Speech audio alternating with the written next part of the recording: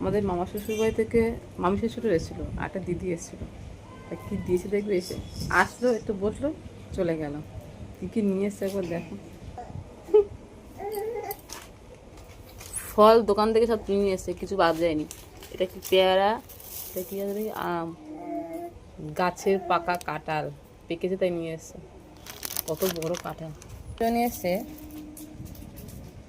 আটি, আমি শুধু আটির মতন তাই আটি নিয়ে এসছে, না আটি দিয়ে অনেক খাবার বানাই তাই। আর দেখো কত নারকেল। তো আমার খুব রাগ হয়েছে, মামিরা এসে চলে গেছে, একটা দিদি এসেছিলো, এ থাকতে পারতো, কালকে পুজো বলে শনিবার, এ চলে গেছে।